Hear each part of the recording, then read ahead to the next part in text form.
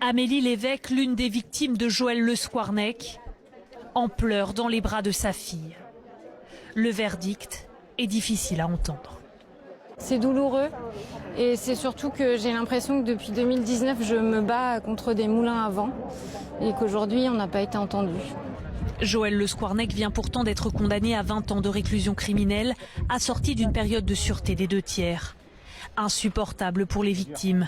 L'ex-chirurgien, déjà emprisonné depuis 8 ans, pourrait donc être libre dans 6-7 ans. Il va falloir attendre combien de victimes encore pour avoir que les lois changent? Combien de morts encore? Pas oublier, il y a 3 morts dans ce dossier. Donc il faut que ça change le plus vite possible.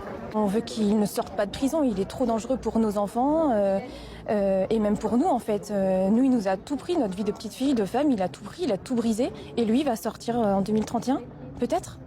C'est impensable pour nous en fait de comprendre ça.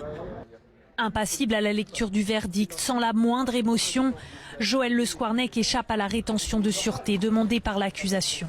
Une mesure rare, permettant de placer les criminels les plus dangereux dans un centre à la fin de leur peine. Une décision logique pour la défense. Leur client a avoué l'intégralité des faits au cours du procès.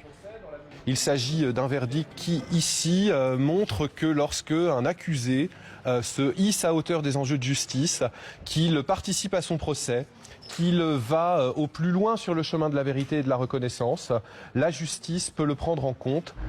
L'ex-chirurgien a annoncé ne pas faire appel de sa condamnation, mais il pourrait à nouveau se retrouver devant la cour criminelle. Durant les 3 mois de procès, de nouvelles plaintes ont été déposées et une enquête a été ouverte par le parquet de Lorient.